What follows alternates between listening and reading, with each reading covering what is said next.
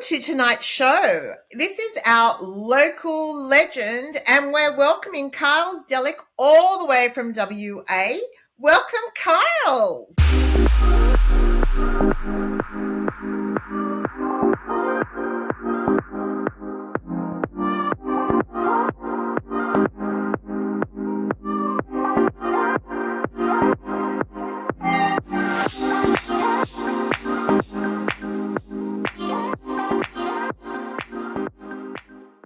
Hi, everyone. Thank you for inviting me. Well, we're so excited to have you on the show. What we'd love to hear from you is all about WA. We can start off with how you got involved in fashions on the field, and anything else you've got to tell us on your journey. Lovely. Well, I've been going to the races since I was a very small young lady, my father would say, my late father. And, I had all sorts of experiences throughout my life being involved with the races, including working there. And then I came to be involved with Fashions on the Field through my friend in the Southwest, Tamara, who runs CM Management Modelling Agency. So she had been running the rural Fashions on the Field for Bunbury Turf Club for many, many years, along with her close friend Dee. And they had a very successful journey through Fashions on the Field. So Dee took a break for a while and I stepped in to help Tamara, and that was the start of my journey again. I mean, I had been involved in Fashions on the Field as a contestant in the past, as well as I said, working for the Turf Club itself. But, it was time to, step up and promote regional racing, which was really something that I was passionate about. And, getting families to come to the races and be a part of, the growth industry, which was Fashions on the Field, or is Fashions on the Field. At that How much fun was that to actually start, just going to the races and then have a mate who says, oh, look, we need you to help out with the judging. And suddenly, I mean, you really get that imposter syndrome, don't you? You think, I shouldn't be up here. But you sit down and then you go, hold on a minute, I do know what I'm talking about. Well, Fashions on the Field is very fierce, as you know, so you never ever say you know what I'm talking about. Only people at the very top that wear the crowns are able to say that, and there is a lot of respect at that level. So I started off at the very, very meagre end of registrations and signing. Yeah. Got to start somewhere.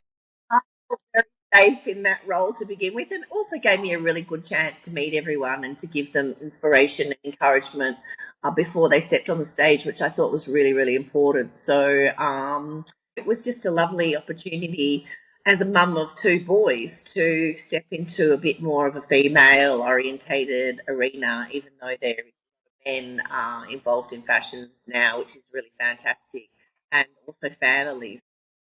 I just think, back then when I first got on board, it was trending, like, it was a growth industry and it still is. And, it provided a lot of opportunities for a lot of women to evolve and to grow personally in so many ways. Absolutely. Now, where would you say is your favourite track and why? And what is different about that track to the others? Oh, look, I think, I love all of the tracks in WA, to be honest, for different reasons.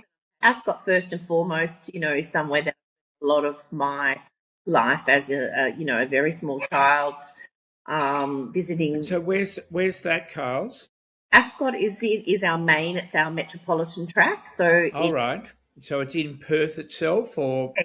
So it's not far from the CBD, so about 20 minutes. So, and it's on the river there, and it's a beautiful location. Must Very be a terrible location. I mean, how do you cope with it? Sorry, those that can't see that track all the time, and it looks absolutely beautiful. So haven't been there, but I could just imagine, a day there. So, Kyles, tell us all about racing over on the, what would be the Deep West? Would we The be calling it that? wild. The Wild Wild West. Yeah. So now, Kyles, if the girls here on the East Coast just want to jump on a plane, come across. Now, what would you say? Would you come across for the January meet? Are there particular country meets that you just think are knockdown dead gorgeous? What do you think? Well, tell us, tempt us to get a come over for you. Well, at the sake of being cheesy, I would like to say, where the bloody hell are you all? You know, what are you waiting for? You're waiting for an invitation, darling. Exactly. You're about to tell us the days to come, so we're not exactly sure. Opening day of Ascot is phenomenal. You know, it's all bells and whistles, and it's something that everybody really, really looks forward to. The Pinnacles, that's the spring opening of the spring racing carnival. So And that's what day is that? October. I'll have to check the date for you, around about October. So heading into the Melbourne Cup Carnival.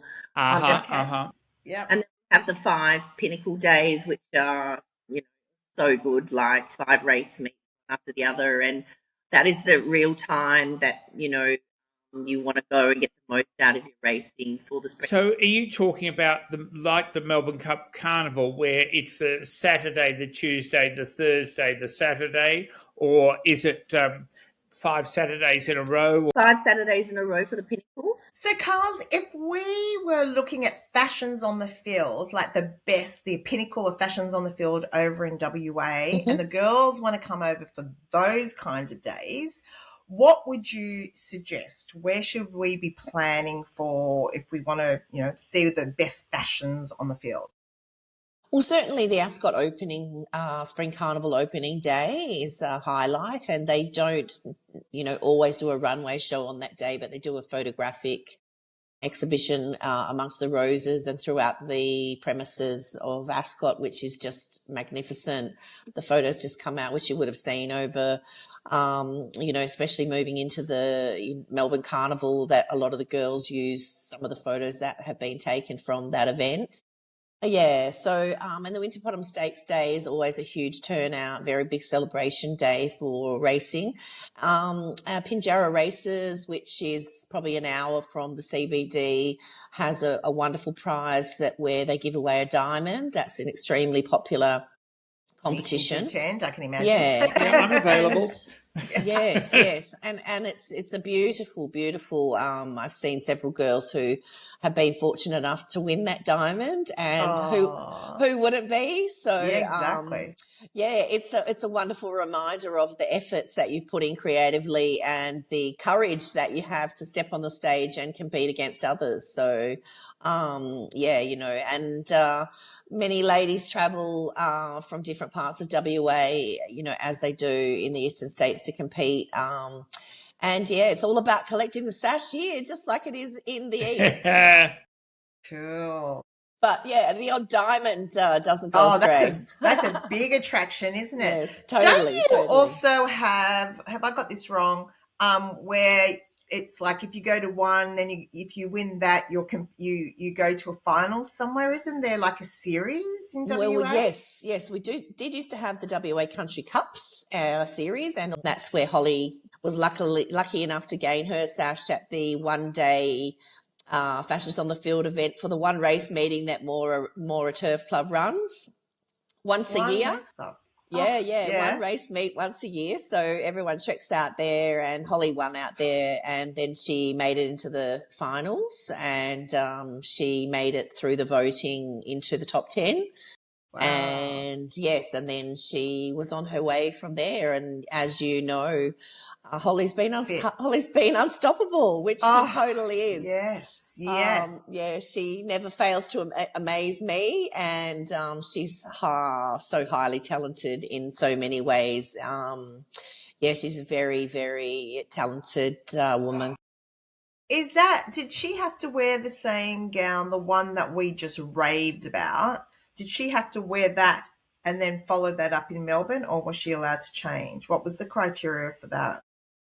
She didn't need to wear the outfit that she won in Perth to go into the final. No, I can't even think of the packing. that they've been doing? you know, Oh, I my mean, goodness. Just like, an overnight you know, case, surely. Yeah. Just a tiny little look, slip, as pair of shoes, yeah, handbag and earrings, yeah, done. Well, yeah. then you need a Oh large my. case for your hat. And what if you change your mind, Neil? And what if it's cold, Neil? And what if it's raining and have to change your whole You outfit? know you're talking right to Neil. 2 hats a Yes, day. He was spruiking that the other week. yes. I'll be when I win lotto, I'll be doing that, Neil. Excellent. Good. I'll encourage it, definitely. Thank you, thank you. Would you say temperature wise, because when you think WA, you just think hot all the time. How Mm. do the girls dress for winter over there? Because do you have a winter? Well, our winter racing fashion is limited in comparison to the eastern states. It's not really our forte. We certainly do have competitions and we certainly do have people dressing up for winter competitions, but most of our action is throughout the warmer months. So, for myself, for example, I always have a sun smart approach. And, like today I'm wearing this Moss and Spy, which is a sheer lace. So you are protected from the sun, you're protected from sweat marks, you're protected from creasing. You've got to think of so many All those things things. Yeah. And yeah. so, is it often a bigger brim that you're seeing there these days, with the girls, or are they still doing a lot of the pillboxes and the Look, smaller shapes? I think we are always trying to find out what shape looks best with what we're wearing. Good point. And we certainly are not afraid to rewear and share. We're heavily into recycling in WA and supporting, the environment. We're not ashamed of that. And yeah, we're not all made of money.